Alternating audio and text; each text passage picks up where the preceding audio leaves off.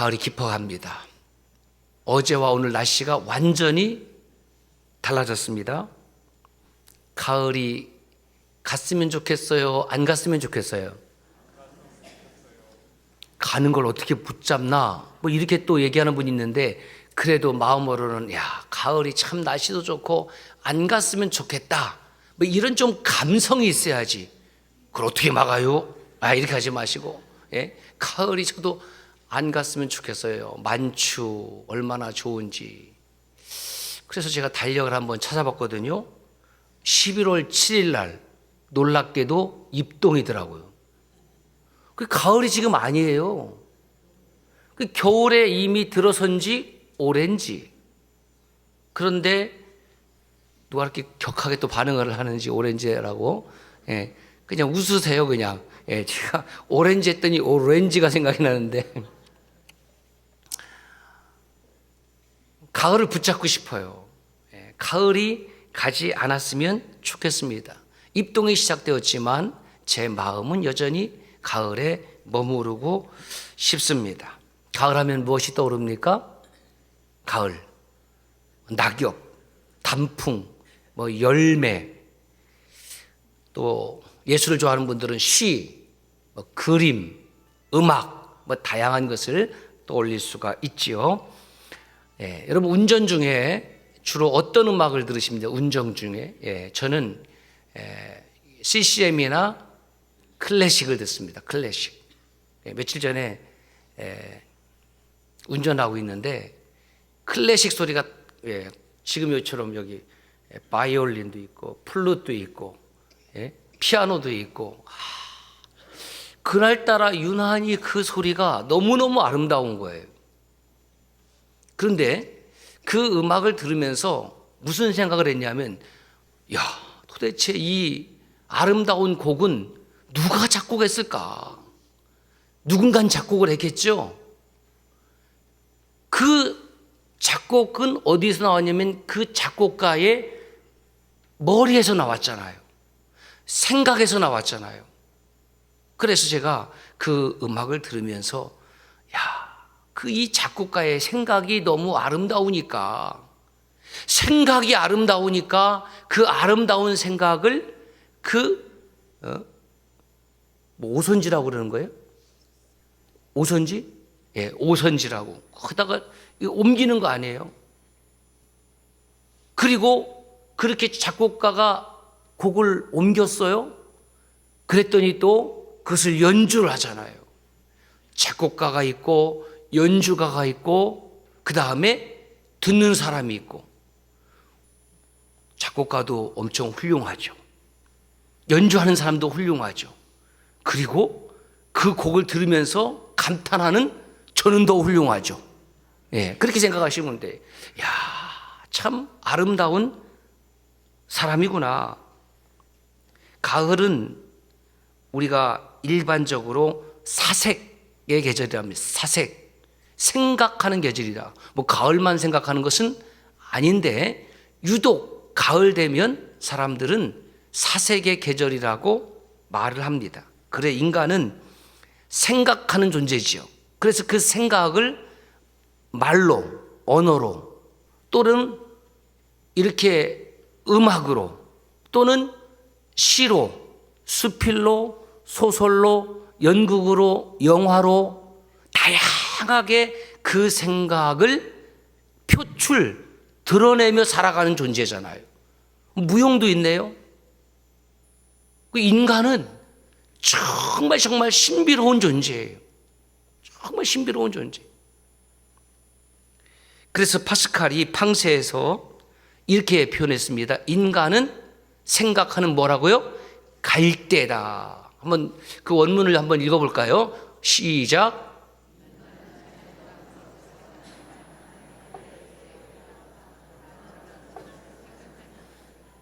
그 밑에 거는 불란서어인데, 시작. 저도 몰라요, 이거는. 여러분이나 저나 비슷한 수준이어서 얼마나 감사한지. 옆 사람에게 인사합시다. 우리 같은 수준입니다. 시작. 같은 수준이니까 너무너무 좋아하는 것 같아. 당신이나 나나, 예? 우리는 뭐 불란서 또 원하면 할 수 있어요. 드봉, 앤 스봉. 옛날에 스봉이라고 했잖아요, 일본말로. 예. 여러분,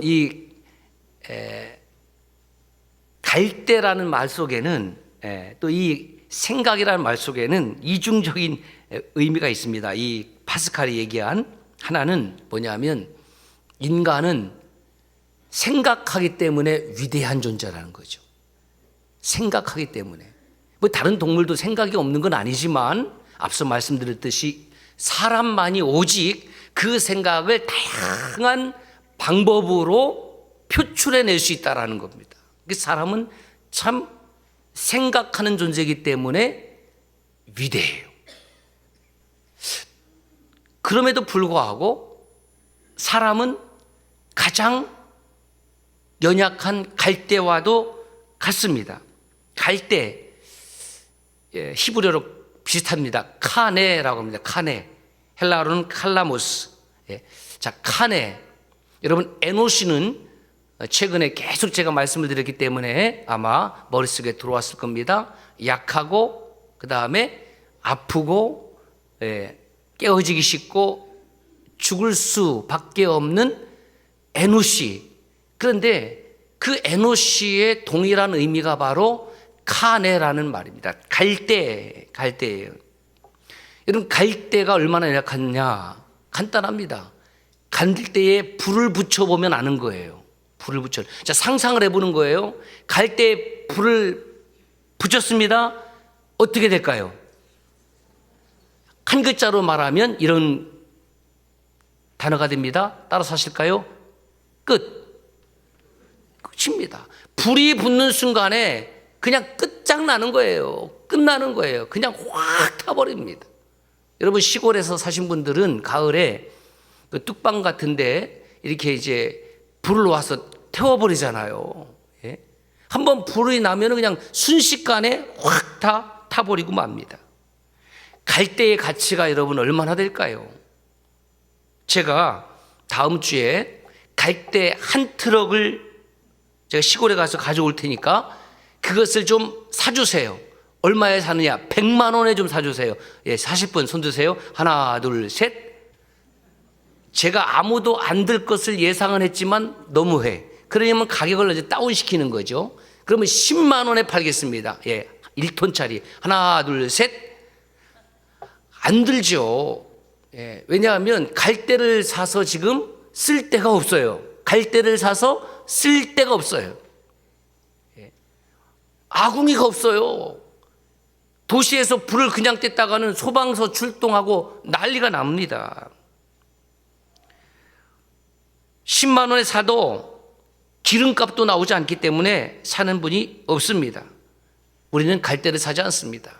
왜냐하면 필요하지 않기 때문에.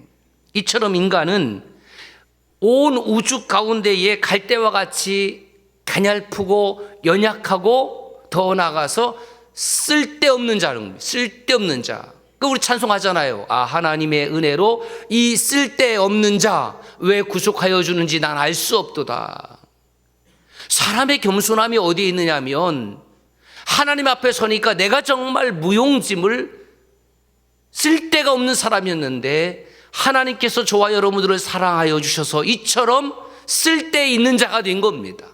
하나님이 사용하는 자가 된 거예요. 그것이 우리에게 은혜와 복인 줄로 믿습니다.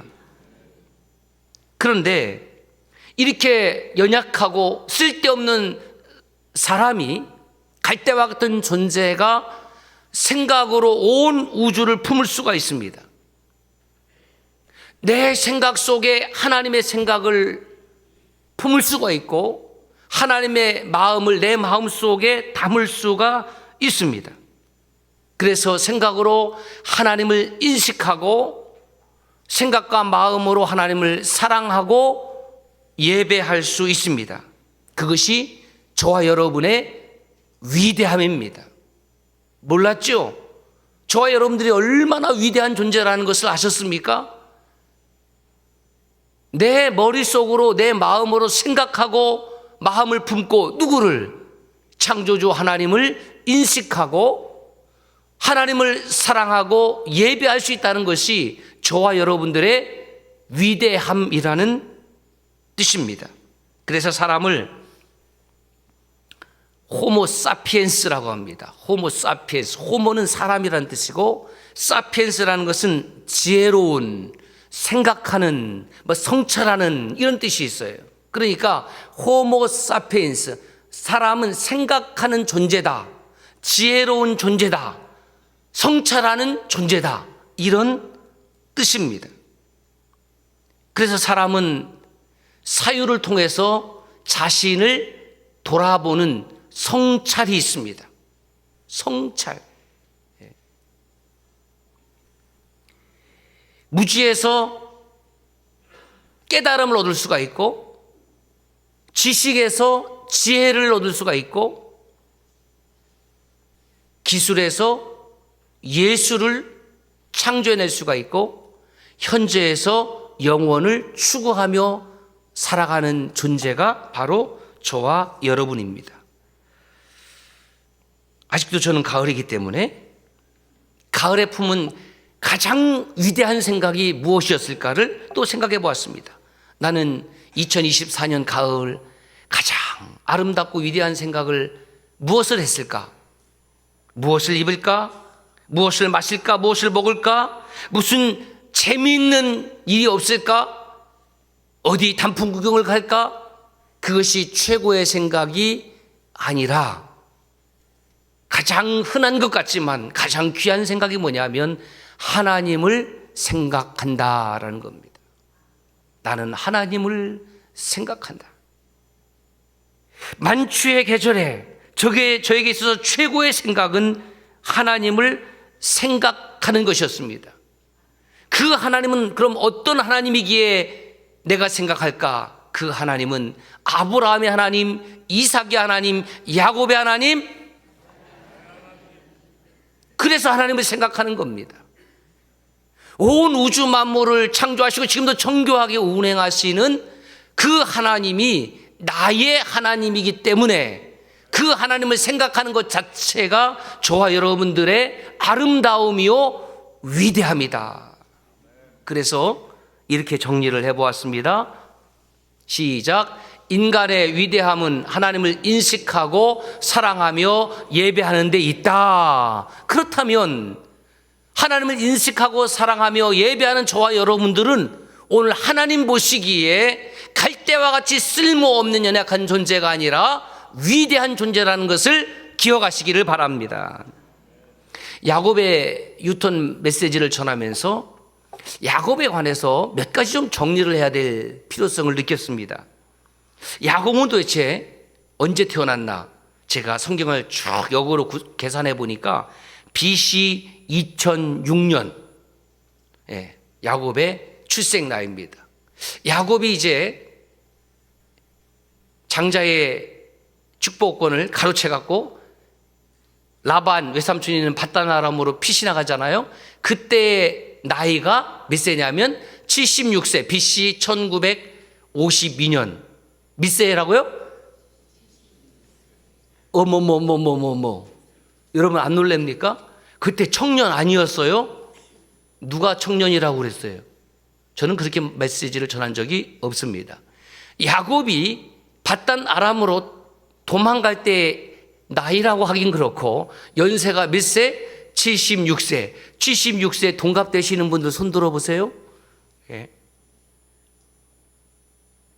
아니 그럼 76세까지 결혼도 안 하고 지금 뭐하고 살았지? 어떻게 76세지? 다음 주에 그 비밀을 전하겠습니다. 밧단 아람에서 이제 장가를 가잖아요. 부인 4명을 얻었습니다. 11번째가 요셉입니다. 요셉을 얻을 때의 야곱의 연세가 90세. 부러운 분들이 한 분도 없구나. 예. 이게 무슨 말 같지 않은 소리 90세? 예, 90세입니다. 야곱이 브엘세바, 사실은 마므레입니다. 예. 브엘세바에서 떠났는데 이삭이 20년 동안 그 장막을 마므레로 옮겼어요. 그 마므레로 돌아온 나이는 96세. 그렇잖아요. 76세에 떠나서 20년을 더하니까 96세. 귀향 후에 마므레에서 지낸 기간은 총 33년이고요. 요셉이 애굽에 팔려간 나이는 17세. 이때가 야곱이 107세 되는 때입니다. 요셉이 종살이한 기간은 11년이 있고 요셉이 감옥에 들어갔던 일은 누명을 쓰고 약 2년입니다. 요셉이 애굽의 총리로 발탁받은 때가 30세였고 그때 아버지 야곱의 나이는 120세입니다.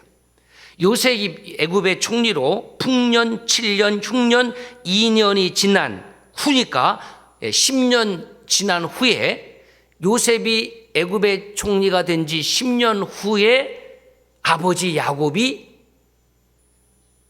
이집트로 오게 됩니다. 그때 연세가 130세, 요셉의 나이 40세, BC 1876년. 그곳에서 종살이를 430년 동안 하고 BC 1446년에 모세에서 이집트를 탈출하게 됩니다. 표정이 영 좋지가 않습니다. 어려우신 분들은 유튜브로 다시 한번 스톱 정지해 놓으시고 참고하시면 돼요. 자, 1절 봅시다. 야곱이 길을 가는데 하나님의 사자들이 그를 만난지라. 하나님의 사자들이 야곱을 만났습니다. 고향 땅으로 아버지 이삭, 어머니 리브가가 있는 곳으로 지금 돌아옵니다. 외삼촌 라반의 집에서 정말 20년 동안 열심히 일을 했습니다. 11아들과 외동딸 디나를 데리고 지금 옵니다. 그런데 그 길에서 또 하나님의 사자들이 야곱을 만나 주셨습니다. 야곱은 하나님의 사자들과 어디서 처음 만났다고요? 루스, 베델에서 처음 하나님을 만났습니다. 그래서 창세기 28장 16절에 보면 여호와께서 과연 여기 계시거늘 내가 알지 못했다. 하나님께서 이곳에 계심을 내가 알지 못했다. 하나님께서 나와 함께 하심을 알지 못했고, 하나님께서는 내 가정에 함께 하심을 알지 못했고, 하나님께서 우리 교회에 함께 하셨음을 알지 못했다고 하면 이제는 하나님이 나와 함께 하시는 것을 루스에서, 베델에서 야곱은 깨달았습니다.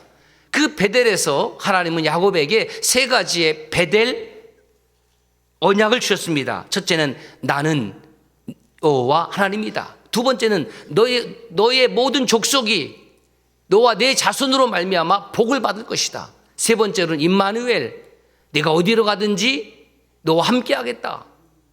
이 세 가지의 언약을 주셨습니다. 그래서 야곱도 이 하나님을 만난 것을 감사해서 자기가 베고 자던 그 돌을 취해서 기둥을 삼고 그곳에 기름을 붓고 이 돌이 하나님의 집이 될 것이고 하나님께 10분째 일을 드릴 것을 본인도 약속했습니다. 야곱이 외삼촌 라반의 집에서 떠날 때에도 하나님의 사자들이 야곱을 만나 주셨습니다. 31장 13절 보면 나는 페델의 하나님이다. 야곱아, 20년의 세월이 지났지만 여전히 나는 내 하나님이다, 이런 뜻입니다.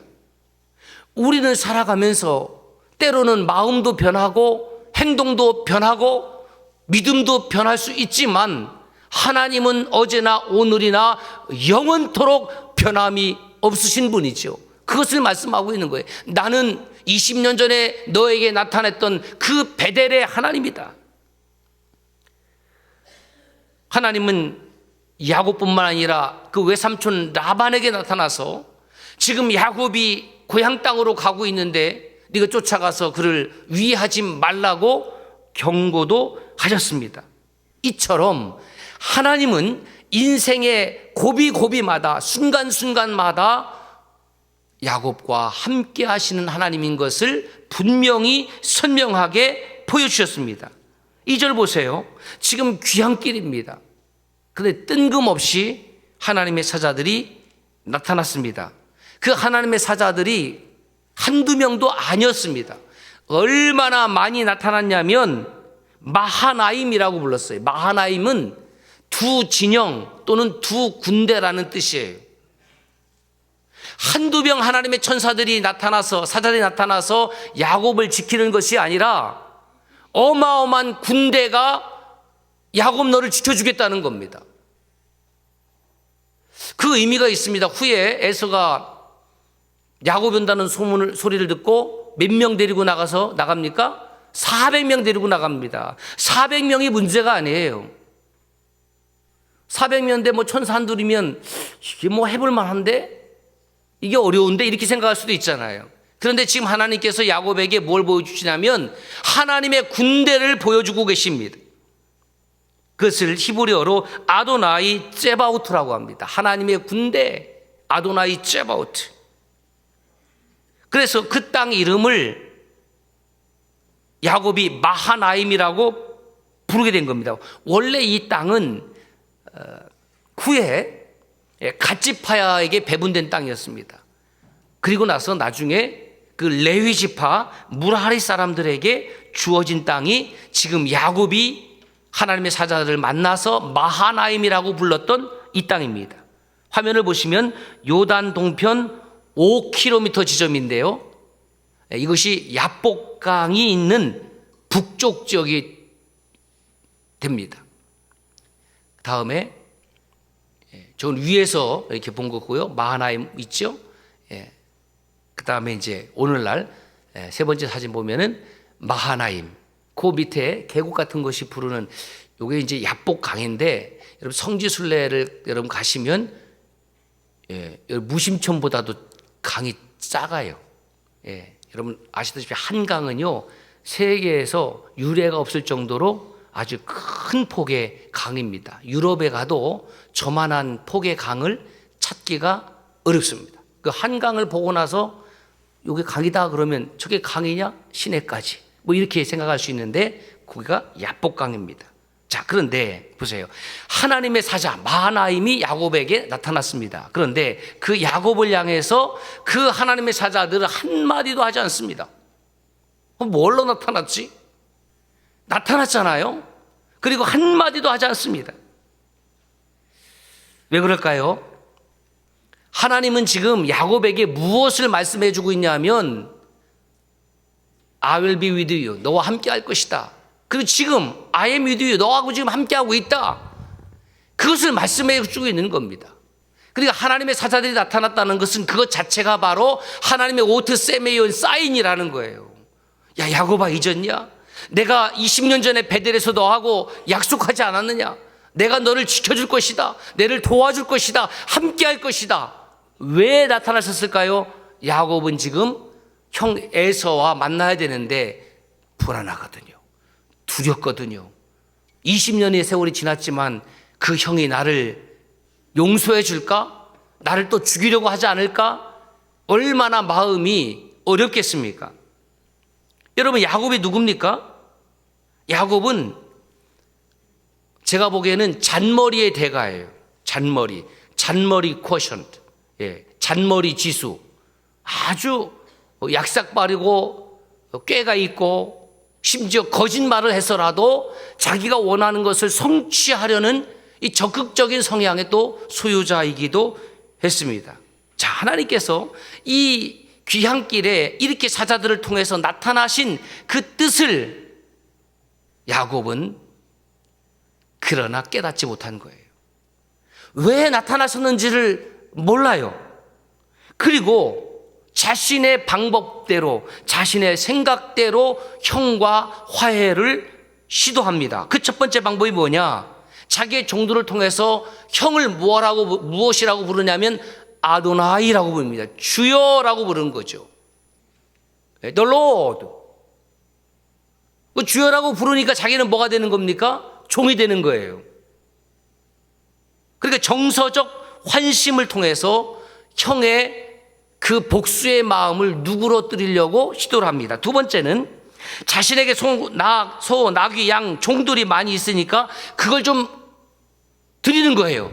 이거는 제물로 형의 환심을 또 살려고 하는 거죠. 창세기 32장 5절에 보면 내게 소와 나귀와 양떼와 노비가 있으므로 사람을 보내어 내 주께 알리고 내 주께 은혜 받기를 원하나이다 하라. 그렇게 했어요. 형을 향해서 아도나이라고 불렀어요. 그리고 제가 많은 재물과 가축들을 드리는 거죠. 환심을 사는 거죠. 그러면 여러분 어떻게 하겠습니까? 예? 여러분 용서가 될까요? 아니면 받을 건 다 받고 원수를 갚을까요? 아니면 받을 것도 안 받고 못 받겠다 원수를 갚을까요? 어쨌든 에서는 400명을 데리고 야곱 일행을 맞이하러 갑니다. 400명을 데리고 간다라는 뜻은 무엇입니까? 야곱 죽이겠다는 거죠. 아니 동생을 만나는데, 그것도 쌍둥이 동생을 만나는데 400명씩 이끌고 갈 이유가 있습니까? 40명 끌고씩 이끌고 갈 이유가 있습니까? 그것을 보고 야곱은 심히 두렵고 답답했다고 7절에 기록하고 있습니다. 그래서 잔머리 주수의 대가인 야곱이 어떻게 생각을 했느냐, 만일의 위급 상황을 대비해서 가족들과 가축대를 둘로 나눈 겁니다. 창세기 32장 8절 말씀 이렇게 되어 있습니다. 에서가 와 산떼를 치면 남은 한 떼는 피하리라. 한 떼를 공격할 때에 남은 한 떼는 어떻게 해요? 피하는 거죠. 그러면 야곱은 그 먼저 한 떼에 속하겠어요? 뒤에 속하겠어요? 그게 다 여러분들이 야곱이니까. 야곱이 그렇게 잔머리를 씁니다. 그런데 9절과 12절 보면은 참 희한하게 야곱은 또 하나님께 기도도 합니다. 기도도 해요. 기도의 내용은 형 에서의 손에서 자신을 구원해 달라는 것과 하나님의 말씀과 언약을 인용해요. 그러니까 이 잔머리가 발달한 야곱은 하여튼 할 것은 다 하는 거예요. 자기의 머리도 써보고 그 다음에 하나님께 기도도 해보고, 형 에서를 위한 예물로 얼마의 가축을 준비했냐면, 여러분 한번 암산해 보세요. 암염소 200, 순염소 20, 암양 200, 순양 20, 낙타 30, 그 다음에 암소 40, 황소 10, 암나무 20, 암소? 암나무가 암소 20. 암나무가 아니고, 새끼나기 10. 암산이 됩니까? 옛날에 뭐 주판할 때 뭐 5요, 뭐 10이요, 20이요, 뭐 그랬잖아요. 암산이 안 돼서 제가 전자계산기로 두드려 봤더니 550마리. 야, 웬만하면 나는 그냥 승질나도 그냥 550마리 그냥 받고 좀 어차피 지난 일인데 용서해 줄 수 있을 것 같잖아요. 창세기 32장 20절 보세요. 또 너희는 말하기를, 시작, 주의 종 야곱이 우리 뒤에 있다 하라니, 이는 야곱이 말하기를 내가 내 앞에 보내는 예물로 형의 감정을 푼 후에 대면하면 형이 혹시 나를 받아주리라 함이었더라. 그래서 야곱은 이 예물을 앞세우고 일정한 거리를 두고 예물이 많게 보이는 효과를 누리고, 선물도 어떻게 주냐면 3번에 걸쳐 주는 겁니다. 이게 이제 아주 잔머리 진짜 대가죠. 여러분 누가 나한테 선물을 주는데 5만 원짜리를 이제 2개면 얼마죠? 4개면 10개면 5만 원짜리 20개면 그런데 예를 들어서 10만 원을 드린다. 그런데 봉투에다가 담아서 한 번에 드릴 수도 있지만 만 원짜리를 10개로 계속 줄 수도 있어요. 저는 만 원짜리 10개로 계속 주는 거 좋아하시니까 여러분들이 진짜인지 아닌지 저를 시험해 보려면 그렇게 준비해 주시면 돼요. 그러면 10번 받을 때마다 감사합니다. 감사합니다. 잘 쓰겠습니다. 교회사에게 보태겠습니다. 뭐 저 그렇게 할 거예요. 그러니까 야곱이 지금 그렇게 하고 있다는 거예요. 한 번 드려서 아유 감사해가 아니라 또 주고 또 주고 또 주고, 이 작전을 쓴 겁니다. 여러분, 야곱은 인생길 위에 결정적으로 어려운 순간마다 하나님께서 나타나시는 놀라운 은혜를 덧입었습니다. 그런데 여전히 야곱은 그 하나님을 온전히 신뢰하고 의지하지 않습니다. 하나님께 기도도 했습니다. 그런데 이것은 형식적인 기도였다라는 거예요. 오늘날로 말을 바꾸면 형식적인 신앙생활하는 거예요. 형식적인 예배를 드리는 거예요. 하나님을 온전히 신뢰한 것이 아니라 내 방법도 다 사용해보고 뭐 하나님께 기도도 한번 해보고 뭐 하나님 들어주시면 좋고 아니면 말고, 이것을 뭐라고 그러냐면, 따라서 하실까요? 양다리 신앙. 양다리 신앙, 양다리 믿음이에요. 여러분 예전에 생각해 보세요. 총각 처녀 시절에 양다리 걸친 적 있죠? 있어요, 없어요? 공권사님 없습니까? 이공순 권사님? 예, 없을 것 같아, 제가 보니까. 이 총각을 만나면 인물이 좋아. 직업이 조금 현찮아. 이쪽을 보니까 인물은 좀 거시기한데 직업이 너무 좋아. 이 짝으로 갈까요? 저 짝으로 갈까요? 그렇게 찬양대원들 양다리 거친 적 있어요, 없어요? 대답을 못 하잖아, 대답을. 이 사람의 마음이 그런 거예요, 사람의 마음이. 예? 여러분, 야곱의 모습이 누구의 모습이라고요? 나의 모습이라고요. 하나님을 만났습니다. 은혜를 체험했습니다. 그러나 아직은 감으로 말하면 홍시가 아니라 땡감. 덜 익은 야곱의 모습을 통해서 저와 여러분의 모습을 발견하게 되는 겁니다. 예배당에 나왔다고 그래서, 하나님을 만났다고 그래서, 은혜를 체험했다고 그래서, 직분을 받았다고 그래서 모두 다 홍시처럼 한순간에 되어지는 것은 아니라는 것입니다. 기도를 통해서 온전히 하나님을 의지하겠다고, 하나님만 사랑하겠다고, 주님 뜻대로 살겠다고 고백해놓고 뒤돌아서서 딴소리합니다. 주님 뜻대로 살기로 했네, 주님 뜻대로 살기로 했네, 그렇게 찬양을 해놓고, 그렇게 뒤돌아서지 않겠다고 해놓고 어느 순간에 주님을 향해서 뒤돌아서 있습니다. 삼일체 하나님의 이름으로 임직을 받았습니다. 목사와 장로와 권사와 안수집사로 임직받아 놓고 주님만 사랑한다고 해놓고 주님을 향하여 목숨도 아끼지 않는다고 그렇게 결단해 놓고 잉크가 마르기도 전에 그 마음은 사라져 버렸습니다. 모든 것이 주님의 은혜입니다라고 고백을 합니다. 모든 것이 주님의 은혜라고 찬송을 잘합니다. 그런데 모든 것이 주님으로부터 왔음을 고백하지 않습니다. 모든 것이 주님의 것이라고 삶으로 고백하기를 거부합니다. 여전히 내 것입니다. 이것이 바로 양다리 신앙, 양다리 믿음입니다. 주님은 이러한 양다리 믿음을 가진 사람을 향해서 이렇게 말씀하십니다. 마태복음 6장 24절의 말씀입니다. 시작. 한 사람이 두 주인을 섬기지 못할 것이니 혹 이를 미워하고 저를 사랑하거나 혹 이를 중히 여기고 저를 경히 여김이라. 너희가 하나님과 재물을 겸하여 섬기지 못하느니라. 야고보 사도를 통해서 이렇게 말씀하십니다. 두 마음을 품은 자들아, 마음을 성결하게 하라. 하나님과 이 세상, 하나님과 재물을 겸하여 끝까지 섬기려고 하는 야곱 같은 모습이 바로 오늘 저의 모습입니다. 하나님과 세상을 겸하여 사랑하려고 하는 양다리 신앙의 모습이 제 안에 있음을 고백하지 않을 수가 없습니다. 덜 익은 야곱, 덜 익은 나, 오늘 다시 야훼 하나님께로 유턴합니다.